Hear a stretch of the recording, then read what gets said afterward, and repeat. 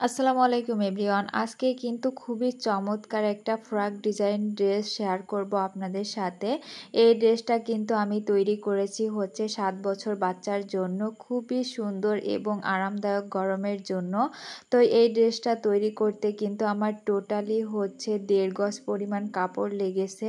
তো এই ড্রেসটা তৈরি করার জন্য আমি বেক্সি বয়েল কাপড়টা ব্যবহার করেছি। আপনারা চাইলে যে কোনো ডিজাইনার ড্রেস কিন্তু কাস্টমাইজ করে আমার থেকে তৈরি করে নিতে পারবেন। এখন ড্রেসটা সুন্দর মতো করে কাটিং করে নিব। তো আমি বডির অংশের ঝুল নিয়েছি 11 ইঞ্চি, আর যতটুকু বহরে থাকে ততটুকু 4 ভাঁজ 2 পার্ট করে নিয়েছি। তো এখানে আমি গলার জন্য নিয়েছি 2 ইঞ্চি পরিমাণ, আর 1 ইঞ্চি পরিমাণ নিয়েছি আমি পুটের জন্য। তারপরে এইখানে আরমোল মোহরি নিয়েছি আমি ডাউন নিয়েছি 4 ইঞ্চি পরিমাণ। তো এইখানে আমি সুন্দর মতো করে ডাউন করে দিয়েছি। আর এখন গলাটা আমি ডাউন করে নিয়েছি 3 ইঞ্চি পরিমাণে। আর এখন সুন্দর মতো করে রাউন্ড করে কেটে নিয়েছি। আর নিচে থেকে রাউন্ড করে কাটতে হবে 1.5 ইঞ্চি পরিমাণ উঠিয়ে। এখন কাঁচি দিয়ে সুন্দর মতো করে কাটিং করে নিতে হবে। দেখতেই পাচ্ছেন আমি কাপড়টাকে কিভাবে কাটিং করেছি। আর যারা একটু হলেও দর্জি কাজ জানে তারা কিন্তু অল্পতেই ভিডিও দেখলে বুঝতে পারে যে কোন জায়গায় কত মাপ নিতে হবে, কিভাবে কাটতে হবে। তো বডির অংশটা কিন্তু আমার কেটে নেওয়া হয়ে গিয়েছে। এখন নিচের যে কুচির অংশটা সেটার ঝুল নিয়েছি আমি 20 ইঞ্চি পরিমাণে, আর 4 ভাঁজ করে নিয়েছি। আর নিচের দিকতে উপরে ডাউন করব উপরে উঠিয়ে দিব 5 ইঞ্চি পরিমাণ। এখন সুন্দর মতো করে রাউন্ড করে কেটে নিব, জাস্ট এতটুকুই, আর কিছুই করা লাগবে না। আর এইখানে আমি হাতার এইখানে ফিতা দিব কাঁধে। তো আমি ফিতাটাও 1.25 ইঞ্চি পরিমাণ কাটিং করে নিয়েছি। আর এখন আমি 2 সাইডে ফিতা দিব, মানে বেল্ট দিব। তো বেল্টটাও আমি সুন্দর মতো করে কাটিং করে নিলাম। তো বেল্টের লম্বা ছিল 22 ইঞ্চি, আর আড়াআড়ি যে মাপটা ওইটা ছিল 3 ইঞ্চি, মানে 6 ইঞ্চি পরিমাণ। তো এখন সেলাই ভিডিওটা শেয়ার করতেছি। তো সেলাই করব আমি প্রথমে যে কাঁধের যে বেল্টটা দিব ওইটা আমি সুন্দর মতো করে সেলাই করে দেন উল্টিয়ে নিব। তো এখানে দেখতে পাচ্ছেন যে আমি উল্টিয়ে নিয়েছি। আর এখন মাঝখান দিয়ে কেটে আমি 4টা পার্ট করে নিব।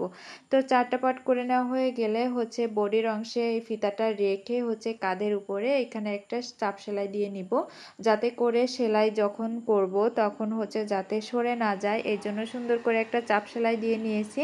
তারপরে এখানে কিন্তু আমি এখানে সাদা যে ফলস কাপড়টা থাকে ইনারের কাপড়, ওইটা দিয়ে আমি মেজারমেন্ট অনুযায়ী কেটে তারপরে দেন সমান করে সেলাই করে নিব।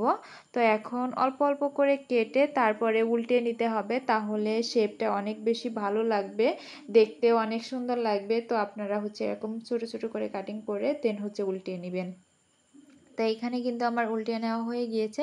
এখন উপর থেকে অল্প করে, মানে একদমই গা বরাবর সেলাই দিয়ে দেন আমি 2টা পার্টি সুন্দর মতো করে সেট করে নিয়েছি। এখন কুচিটা দিয়ে নিব। তো আমার কাছে মনে হয় এইভাবে কুচি দিলে আমার কাছে সহজ লাগে, টানাটানির ঝামেলা ছাড়া। তো আমি এরকম করে কুচি দিয়ে এখন বডির অংশে দেন জুড়ে দিব। তো দেখতে পাচ্ছেন আমি সুন্দর মতো করে কিন্তু বডির অংশটাতেও সুন্দর করে জুড়ে দিলাম। আর এখন 2টা সাইড সেলাই করতে হবে। তার আগে আমি বেল্টটা রেডি করে রেখেছি, যাতে করে সেলাই করতে আমার তাড়াতাড়ি, মানে সহজ হয়। তো আমি বেল্টটা সেলাই করার পরে এখন 2টা সাইডে সেলাই দিয়ে নিব। তো মেজারমেন্ট অনুযায়ী সেলাই করে নিতে হবে। দেখতেই পাচ্ছেন আমি বেল্টটাও কিন্তু একদমই সেলাই বরাবর রেখে দেন সেলাই করে দিব। তো এইখানে দেখে বুঝে নিতে হবে, বলার কিছুই নেই। তো আমি সুন্দর মতো করে বডির অংশে এবং ঝুলের অংশে সেলাই দিয়ে নিলাম। এখন আমি নিচের অংশটা, যেহেতু আমার পিকো মেশিন নেই, এই জন্য আমি একদমই পিকো করার স্টাইলে সেলাইটা দিয়ে নিব। তো সেই জন্য আমি নিচে 1 সুতা পরিমাণ রেখে তারপরে সেলাইটা দিয়ে নিয়েছি টেনে টেনে। দেখতেই পাচ্ছেন কত কাজ দিয়ে আমি সেলাইটা দিয়েছি। এখন আমি আবারও ভাঁজ দিয়ে 1 সুতা পরিমাণ রেখে সেলাইটা করে নিয়েছি। এতে করে দেখতে একদমই পিকো করার মতো লাগবে, আর কিন্তু অনেক সুন্দরও লাগবে। তো টার্সেলগুলোও কিন্তু আমি সুন্দর করে লাগিয়ে নিয়েছি। আপনারা যদি টার্সেলের ভিডিও দেখতে চান যে আমি কিভাবে টার্সেলটা লাগিয়েছি, তো কমেন্টস করে জানাবেন। তো হচ্ছে আমার ড্রেসটা কিন্তু একদমই রেডি হয়ে গিয়েছে। তো ফাইনালি ড্রেসটা এত বেশি সুন্দর লাগতেছে, আর হাতের কাজ করার পরে তো আরও বেশি সুন্দর লাগবে। তো আমার সহজ এবং ইউনিক ড্রেস আপনাদের কাছে কেমন লেগেছে সবাই অবশ্যই কমেন্টস করে বলে যাবেন। আর যদি কারো রিজনেবল প্রাইজের মধ্যে ড্রেস লাগে তাহলে অবশ্যই কমেন্টস করবেন এবং ইনবক্স করবেন, আমাকে হোয়াটসঅ্যাপেও নক দিতে পারেন। তো আজকের মতো এখানেই বিদায় নিচ্ছি। সবাই অনেক বেশি ভালো থাকবেন, সুস্থ থাকবেন। আর হ্যাঁ, পরে কিন্তু আমি ফুলের ডিজাইনটাও শেয়ার করব।